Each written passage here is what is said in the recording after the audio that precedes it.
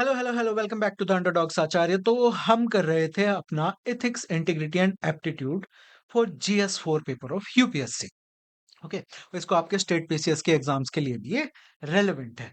और अभी तक हम पढ़ रहे थे dimensions of ethics. Dimensions of ethics में हम नॉर्मेटिव एथिक्स कर रहे थे, जो कि हमने पढ़ लिया था पिछले लेक्चर्स में।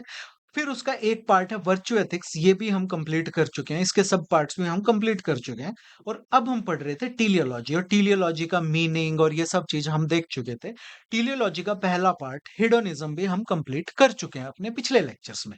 और आज हम स्टार्ट करेंगे मैकिवेलिनिज्म, जो टीलियोलॉजिकल एथिक्स का सेकंड पार्ट है। ओके, बट आगे बढ़ने से पहले here is a little something about me. आप पॉज करके देख सकते हैं, ज्यादा टाइम नहीं वेस्ट करेंगे, लेट्स मूव फॉरवर्ड। सो आज हम पढ़ेंगे मैकिवेलियन एथिक्स, जिसको कहते हैं मैकिवेलियनिज्म। ओके, तो ये जो अंकल थे मैकियावेली, ओके, इनके बारे में और इन्होंने क्या क्या चीजें बताई थी उसके बारे में आज हम पढ़ेंगे। इनका एक बहुत ही मस्त कोट है, बढ़िया कोट है कि ends of maintaining power and stability justify the means employed by rulers even if those means are morally questionable. Power को मेंटेन करने के लिए एक रूलर को जो भी करना पड़े वो सही है। ओके, चाहे वो कितना ही बुरा काम। तो पहले तो हम देखते हैं कि ये थे कौन। इनका नाम था निकोलो मैकियावेली, और ये 1469 से 1527 तक ही एग्जिस्टेड। फिर 1526 में क्या हुआ था, पानीपत की पहली लड़ाई, तो 1527 में ही डाइड। पानीपत की लड़ाई में नहीं, इटली में ही कहीं पे। ओके, तो ये एक इटालियन थिंकर, राइटर और डिप्लोमेट थे who live during renaissance period in Florence. Florence Italy में ही एक जगह है ड्यूरिंग दिस टाइम। और इन्होंने एक किताब लिखी थी द प्रिंस, जो कि जिसमें कि इन्होंने बताया कि रूलर्स किस तरह से पावर को गेन कर सकते हैं, किस तरह उसको यूज कर सकते हैं, और किस तरह उसको मेंटेन कर सकते हैं। अब थोड़ा-सा इनकी फिलॉसफी समझने से पहले ना, उस टाइम पे चीज़ें, सिचुएशन कैसी थी, हमें वो देखना पड़ेगा। तो उस टाइम पे क्या था कि इटली जो है एक यूनाइटेड कंट्री नहीं था, जैसा हम आज देखते हैं। बल्कि वहाँ पे ना अलग-अलग छोटे-छोटे सिटी स्टेट्स थे या छोटी-छोटी किंगडम्स थी, जो आपस में हमेशा एक-दूसरे के साथ जूता-बाजार रखते थे, लड़ते रहते थे। तो इससे क्या होता था, बहुत ही ज़्यादा पॉलिटिकल इंस्टेबिलिटी रहती थी। लोगों की तो लाइफ खराब होती ही थी, बल्कि जो वहाँ पे रूलिंग क्लासेस थी ना, कि ये फैमिली आज यहाँ पे रूल कर रही है नेपल्स पे, दूसरों ने आके मार दिया, सब मर गए, खत्म हो गए, इनका पैसा लूट लिया, वो रूल कर रहे हैं, फिर सिसिली से आगे किसी ने मार दिया, तो फिर फ्लोरेंस से आगे, तो ये सब चीजें वहाँ होती रहती थी। तो गवर्नमेंट्स जो है वो चेंज होती रहती थी, वॉर होते रहते थे। और जो पावरफुल फैमिलीज थी वहाँ की, वो हमेशा मतलब पावर स्ट्रगल में ही पड़ी रहती थी, जान पे ही बनी रहती थी उनके। तो अब ये जो चाचा थे मैकियावेली, ये गवर्नमेंट में काम करते थे, तो इन्होंने पर्सनली देखा था कि भाई पॉलिटिक्स कैसे एक्चुअल में फंक्शन करती है, कि कभी सरकार गिर रही है, किसने क्या गलती की जिसकी वजह से उसकी लंका लग गई। तो ये सब चीजें इन्होंने नोटिस की, और अपने इस एक्सपीरियंस की वजह से इन्होंने एक बहुत ही रियलिस्टिक एक थॉट, अपनी ये जो फिलॉसफी थी, इसको इस बुक में उतारा कि पॉलिटिक्स किस तरह से होनी चाहिए, ह्यूमन नेचर और इन सब बारे में इन्होंने बात की। और यही हम आज देखेंगे, और इसको किस तरह से इंडियन एडमिनिस्ट्रेशन में अप्लाई किया जा सकता है, आपकी केस स्टडीज में यूज किया जा सकता है, हम वो देखेंगे। तो इनकी कोर फिलॉसफी क्या थी मैकियावेली की? इन्होंने कहा था separation of politics and morality. Okay, so जो इन्होंने बुक लिखी थी द प्रिंस, उसमें इन्होंने पॉलिटिकल फिलॉसफी को एकदम रेवोल्यूशनाइज कर दिया।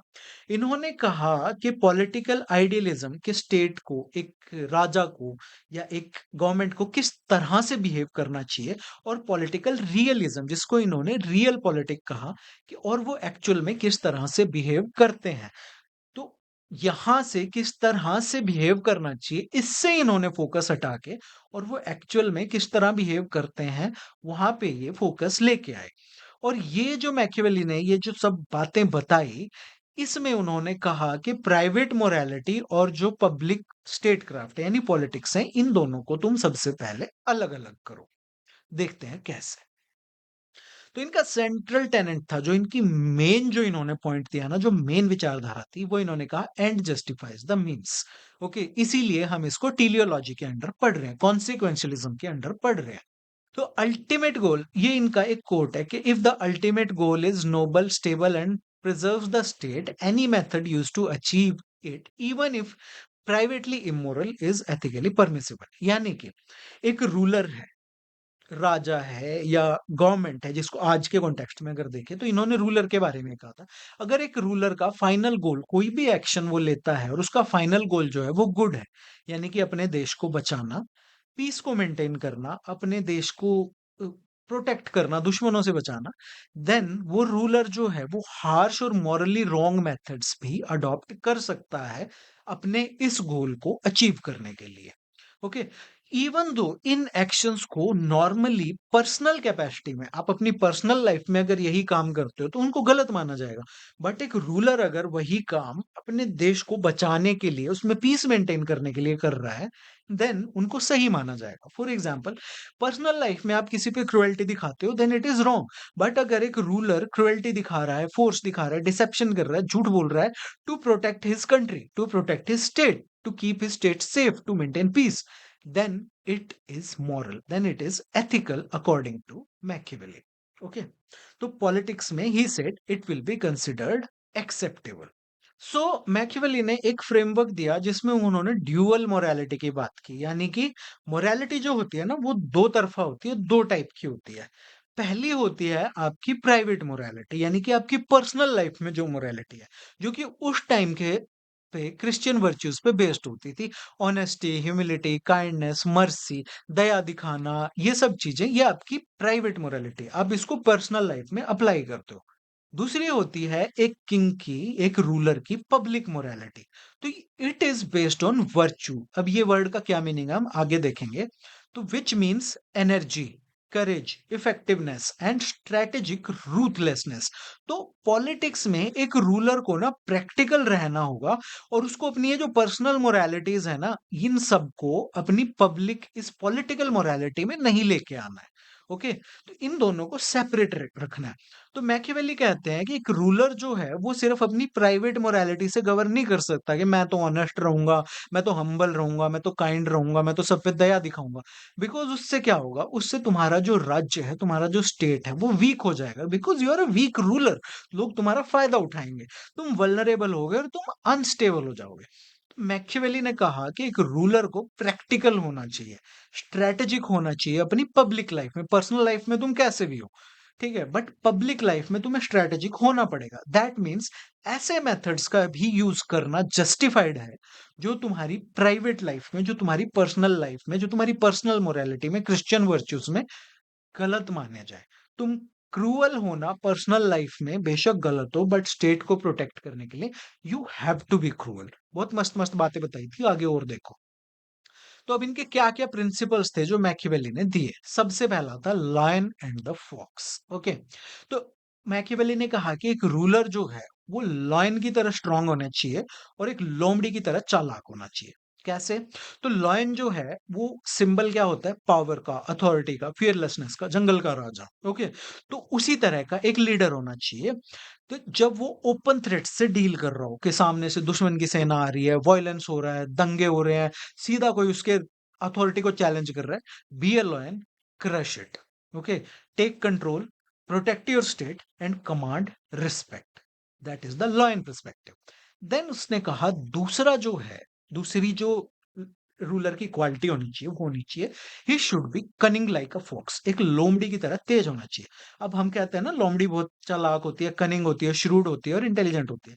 इसी तरह एक जो, ये तो थी ओपन थ्रेट्स को लॉयन की तरह फेस कर, बट जो हिडन थ्रेट्स हैं, जो उस दरबार में पॉलिटिक्स चल रही है, उसके खिलाफ कॉन्स्पिरेसी हो रही है कि इसको मार देते हैं, हटा देते हैं, करप्शन हो रही है, मैनिपुलेशन हो रहे हैं, ट्रैप्स हैं, इन सब से लड़ने के लिए a ruler should be like a fox. लोमड़ी की तरह उसे तेज होना चाहिए, क्योंकि fox represents the ability to think smartly, detect danger early and avoid being fooled. तो रूलर कैसा होना चाहिए? लॉयन की तरह करेजियस, पावरफुल, अथॉरिटी, और फॉक्स की तरह तेज, चालाक और इंटेलिजेंट। तो बैलेंस्ड एडमिनिस्ट्रेशन वो तभी अचीव कर पाएगा जब वो लॉयन और फॉक्स के जो दो पर्सपेक्टिव्स हैं उनको वो बैलेंस कर पाएगा, उनको एप्रोप्रिएट सिचुएशंस में अप्लाई कर पाएगा। दरबार में अगर कॉन्स्पिरेसी हो रही है, वहां पे तुम लॉयन बनते हो तो वो भी सही नहीं है। और अगर तुम्हारे सामने वो खड़े, दुश्मन खड़े हैं, वहां पे तुम फॉक्स की तरह बिहेव करते हो, दैट इज ऑल्सो रॉन्ग।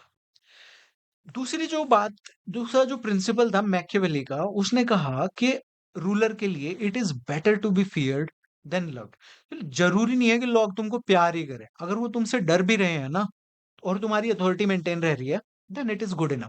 तो मैकियावेली ने कहा कि एक रूलर की अथॉरिटी सेफ रहती है जब लोगों को उससे डर लगता है, लोगों को पनिशमेंट का डर लगता है। अब कि जरूरी नहीं कि लोग अपने लीडर को प्यार करें, क्योंकि मैकियावेली के अकॉर्डिंग लव इज अनस्टेबल। क्योंकि लोग जो हैं दे विल स्टॉप ओबेइंग जब उनके खुद के इंटरेस्ट चेंज हो जाएंगे। प्यार जो है इंटरेस्ट पे बेस्ड होता है भाई, अनकंडीशनल लव तो सिर्फ माँ का होता है ना। और वो फियर जो है मैकियावेली के अकॉर्डिंग स्ट्रॉन्गर मोटिवेशन है, क्योंकि लोग जो है वो तुम्हें ओबे करेंगे पनिशमेंट से बचने के लिए। सो मैकियावेली कहते हैं कि fear is more reliable basis for authority. Authority maintain करके रखनी है तो लोगों में अपना डर बना के रखो। बट एक इंपॉर्टेंट वार्निंग भी है, इसके साथ ही कैविएट भी ऐड किया कि फियर जो है, लोग तुमसे डर रहे हैं ठीक है, बट वो तुम्हें नफरत ना करें। प्यार ना करें कोई बात नहीं, बट वो तुम्हें नफरत भी ना करें। फियर जो है वो लोगों को कंट्रोल में रखता है, गुड। बट हेट्रेड है, लोग अगर तुमसे नफरत करने लग जाते हैं तो वो तुम पे गुस्सा होंगे, वो रिबेल कर देंगे और तुम्हें सपोर्ट नहीं करेंगे। और if people start hating the ruler तो वो रिवोल्ट करेंगे और तुम्हारी जो पूरी गवर्नेंस है वो कोलैप्स हो जाएगी। तो मैकियावेली यहाँ पे क्या कहते हैं कि रूलर जो है वो इतना फर्म तो होना चाहिए कि लोग उससे डरें, बट वो इतना क्रूअल नहीं होना चाहिए कि लोग उससे नफरत करनी शुरू कर दें। ओके। तीसरा जो है, ये सब चीजें आज भी अप्लाई होती हैं। आप पॉलिटिक्स में अगर आंख खोल के देखोगे ना, ये सब चीजें आज भी अप्लाई हो रही हैं। तो तीसरा जो उन्होंने कहा वो था स्ट्रैटेजिक डिसेप्शन, यानी कि इल्यूजन ऑफ वर्च्यू। कैसे? तो मैकियावेली ने कहा कि जरूरी नहीं है कि भाई एक लीडर हो वो सर्वगुण संपन्न हो, उसमें सारी अच्छे गुण हो। नहीं, बट लोगों को ऐसा लगना चाहिए कि वो सर्वगुण संपन्न है। ओके। तो इसको उसने नाम दिया strategic deception, which he considered a valid tool of governance. तो मैकियावेली ने कहा कि एक लीडर जो है उसको एक ऐसी इमेज मेंटेन करनी चाहिए कि लोगों को लगे कि ओहो ये कितना पायस है, कितना जस्ट है, कितना न्यायप्रिय है, कितना ह्यूमेन है। और उसको ऐसी पब्लिक इमेज बना के रखनी चाहिए ताकि सोशल कोहेजन जो है वो समाज में बना रहे, लोग उसकी रिस्पेक्ट करें कि भाई बढ़िया बंदा है यार, राजा साहब, मंत्री जी, ये सब। चाहे वो अंदर से उसकी जो पॉलिसी है वो कितनी ही रूथलेस हो। ओके। तो इसका मतलब क्या हुआ कि एक लीडर को पूरी तरह मॉरल होना कोई जरूरी नहीं है। अपने प्राइवेट लाइफ में स्वाद लो, तुम्हें जो करना है करो, बस पब्लिक में तुम मॉरल दिखने चाहिए हो। अभी तुम कॉन्टेम्परेरी पॉलिटिक्स में भी देखो, यही होता है। पीआर एजेंसीज यही करती हैं। तो मैकियावेली क्या कहते हैं कि जरूरी नहीं है रूलर ऑनेस्ट, काइंड, फेयर, पिटी ये सब हो, बट ऐसा लोगों में दिखना चाहिए, ऐसी इमेज बनी रहनी चाहिए। और ये क्यों इंपॉर्टेंट है? बिकॉज रूलर की जो पब्लिक इमेज है ना, उससे रूलर को क्या हेल्प मिलती है कि लोगों का सपोर्ट रहेगा, लोग उसमें ट्रस्ट करेंगे, सोसाइटी स्टेबल रहेगी, और जो ओपन ऑपोजिशन है, विद्रोह है, वो अवॉइड होगा। आज भी ऐसे ही है कि हाँ, इमेज अच्छी रहेगी तो वोट मिलेंगे, लोगों का ट्रस्ट रहेगा, सोसाइटी स्टेबल रहेगी, एंड ऑल दिस। तीसरा है वर्च्यू वर्सेस फॉर्च्यूना। ये उन्होंने दो कॉन्सेप्ट दिए। तो मैकियावेली ने कहा कि human life and politics are controlled by two forces, और उन फोर्सेस को उसने नाम दिया फॉर्च्यूना एंड वर्च्यू। फॉर्च्यूना क्या होता है? लक, किस्मत। लक अच्छी भी हो सकती है, बुरी भी हो सकती है, किस्मत अच्छी भी हो सकती है, बुरी भी हो सकती है। Chance, unpredictable events. तो फॉर्चूना जो है ये क्या रिप्रेजेंट करता है? ऐसी सिचुएशंस जो हमारे इंसान के कंट्रोल से बाहर है, यानी कि एक अनप्रिडिक्टेबल फोर्स जिस जो कि प्रॉब्लम्स क्रिएट करती है, जो अनसर्टेनिटी क्रिएट करती है। फॉर एग्जाम्पल फॉर्चूना क्या हो सकता है? इकोनॉमिक क्राइसिस, वॉर, दंगे, pandemic, natural disaster, sudden political instability. अब ये जो इवेंट होते हैं ना, ये बता के नहीं आते, सडनली आ सकते हैं। इंडिया में सब ठीक ठाक चल रहा था, कोविड आ गया, लग गई लंका।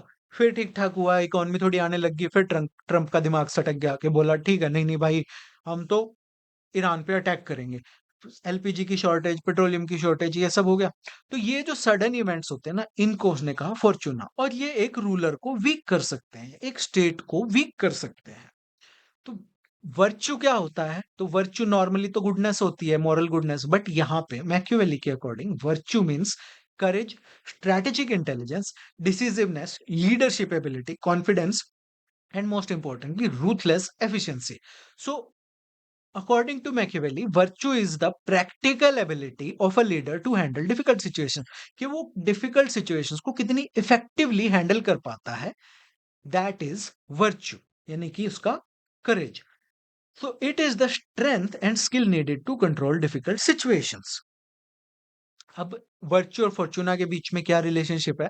तो मैकियावेली कहता है कि एक सक्सेसफुल रूलर जो है, वो वर्च्यू को यूज करता है to control, overcome and manage and reduce the damage caused by Fortuna. यानी कि अनप्रेसिडेंटेड इवेंट से जो डैमेज हुआ है, उसको मैनेज और कंट्रोल करने के लिए जो एक सक्सेसफुल लीडर है, वो वर्च्यू का यूज करता है। तो सिंपल वर्ड्स में, फॉर्चूना जो है वो अनसर्टेनिटी क्रिएट करती है, और लीडर की जो एबिलिटी है, जिसको वर्च्यू कहा गया है, वो उसको मास्टर करता है इन अनसर्टेनिटी को through courage, strategy and decisive action.